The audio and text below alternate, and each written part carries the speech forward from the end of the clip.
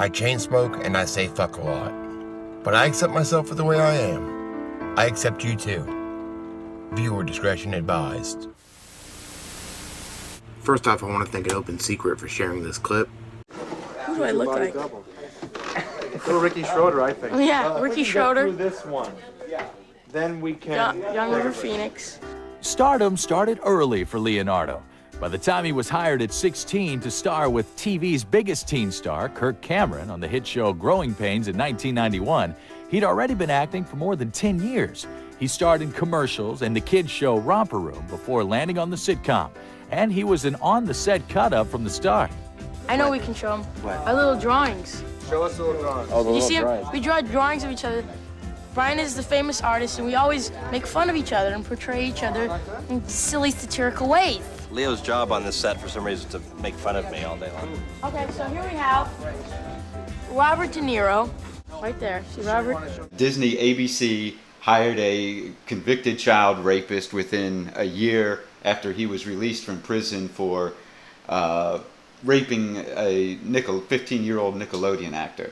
And I thought for sure this was a hoax. I said, come on. But I decided to research it, and here's what I found. Okay, so here's this scumbag Brian Peck. He's best known for Return of the Living Dead and X-Men Part 2. And in 2001, he was working on 2 different Nickelodeon shows. One of them was called The Amanda Show, and the other one was called All That. Now, while he was working for Nickelodeon, he was taking a 15-year-old Nickelodeon star, a boy, back to his house for allegedly acting lessons. And then the boy told his parents what was really going on. His parents called the police. He was charged with 11 different crimes. They included lewd act upon a child, sodomy of a person under 16, attempted sodomy of a person under 16, sexual penetration by foreign object, 4 counts of oral copulation of a person under 16, oral copulation by anesthesia or controlled substance, sending harmful matter, and using a minor for sex acts. So that was 2001. Then in 2004, he agreed to a plea bargain and was convicted of a lewd act against a child of age 15 and oral copulation with a person aged 15. He was ordered to serve 16 months in prison. I'm not sure exactly how many months he actually served, but within a very, very short amount of time, in 2006, ABC Disney hires him to work on The Sweet Life of Zack and Cody, a children's show starring young boys. You can see right here, he's listed in the credits for 3 different episodes. So Brian Peck worked on Growing Pains with Leonardo DiCaprio. Well, you know who else worked on Growing Pains? Producer Steve Marshall.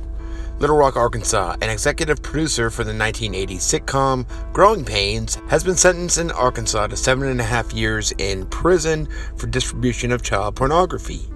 Stephen Marshall was arrested last April 15th on charges of distribution and possession of child pornography. Marshall pleaded guilty to distribution, and the possession charge was dropped. Authorities say he engaged in sending and receiving child pornography and participated in online chats detailing child abduction, bondage, rapes, and murders. U.S. District Judge J. Leon Holmes said Tuesday that Marshall's sentence exceeded the 5-year minimum for distribution because of the nature of the pictures and language used in the chat rooms. Brian Peck worked on Growing Pains with Stephen Marshall and Just the 10 of Us with Stephen Marshall. Leonardo Wilhelm DiCaprio was destined to be a spirited boy. He received his first name after swiftly kicking his mother from her womb as she admired a Leonardo da Vinci painting. Born in Los Angeles on November 11, 1974, Leonardo was the only child of George and Ermeline DiCaprio, who divorced when he was just a year old. Leo says he was raised in Compton. He likes to make us think that he's straight out of Compton. Mr. Pale as a dead fish belly and blonde hair is straight out of Compton. He didn't grow up in Compton, but he did grow up in Hollywood. And he admits he wasn't much of a student, preferring to entertain his classmates rather than do his homework. I was sort of a class clown, and my publicist is looking at me. Publicist? He's talking about Bob Villard. That was his publicist. Wednesday, March 2nd, 2005, acting coach arrested for child molestation. On March 2nd, 2005, detectives arrested 57-year-old Robert David Villard, a talent manager and acting coach for young aspiring actors. The arrest took place without incident at the Van Nuys police station. Villard was arrested on a felony warrant charging him with 9 counts of violating Penal Code 288A lewd acts with a child under 14. The LAPD Sexually Exploited Child Unit Juvenile Division is handling the current investigation. That began in September 2004 when a 17-year-old boy reported that Villard had molested him when the boy was 13 years old. The investigation culminated in today's arrest. Not too long ago, I put out a video called P is for Pervert, and in the video I used a couple blind items. One of the blind items is called P's Friends, and it implies Bob Villard and another friend that we can connect, Marty Weiss. June 1st, 2012, youth talent manager Marty Weiss pleads no contest, sentenced in molestation case. Marty Weiss is the Hollywood talent manager whose company repped child actors that had landed roles on such series as Nickelodeon's iCarly and Disney's Good Luck Charlie, as well as network shows and movies. He pleaded no contest during a pre-trial hearing to 2 charges of oral copulation with a child under the age of 14. He was sentenced to a year in jail and 5 years probation. The sentence was suspended for time served and he will be released today. Leo, as you know, is the latest, hottest, hunkiest teen idol there is. Yeah, his muscles. Look, speaking of hunky, huh? Leo, what's it like to be a teen idol? Ask her Cameron. I don't. Well, I see my pictures there, and it's fun seeing those, and I haven't really got the full impact of it yet, so. I don't know about that teen thing. I mean, I think it's good. I think it's good for publicity, but they don't, it's almost like they're not actors, you know what I mean? And it's like they portray them as like sort of a piece of meat.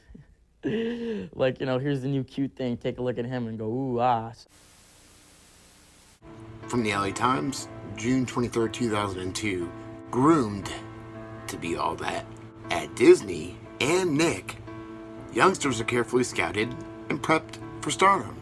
They even take classes on how to deal with fans. For Lisa Foyles, a dance recital isn't just a dance recital anymore. While waiting for her cue in the wings of a hall near her Riverside home one recent evening, the freckled 15-year-old was taken by surprise. Lisa is a product of one of the television's 2 big child star factories, Nickelodeon and Disney Channel, which supply a major share of programming for the up to 12 demographic. Also nurture, package, and deliver young stars to your home in a process that hums with efficiency.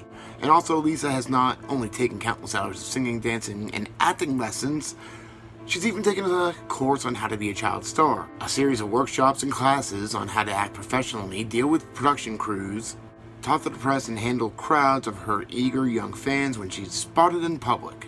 Lisa's big break came a year ago from writer-producer Dan Schneider. Round-faced and multi-talented, he broke in as a teen actor in the 1986 ABC series Head of the Class. Schneider was picking a new cast for season 7 of All That. The show, which he co-created, has become something of a talent incubator at Nickelodeon, making stars out of Amanda Bynes, Keenan, and Kel, among others.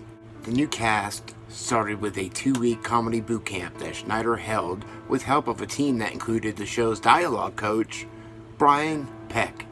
Lisa has tremendous enthusiasm. She's a natural, said Peck, who is also an actor and voiceover artist. So this connects Brian Peck to Dan Schneider and Nickelodeon. Pickle Boy. He hates pickles. Pickle Boy. His pickles taste bad. Pickle Boy likes to hurt and tease pickles. Pickle Boy, the best pickle boy in the world. I think it's safe to say that something's been going on at Nickelodeon with the recent termination of Dan Schneider, who has been there for many years, and then following a few months later, the resignation of Sama Zargami. I don't know if that's how you say it. I've never even heard of her before. But something's definitely been going on, and something's changing. He also worked on The Sweet Life of Zack and Cody, which was a Disney show. X-Men and X-Men 2, or X2, directed by Bryan Singer, which is also a connection to Mark Cullen's Rector and the Den organization. Mark Cullen's Rector was convicted 3 counts of transportation of a minor with intent to engage in sexual activities. Brian Peck worked on anger management as a dialogue coach, and that is a connection with Charlie Sheen.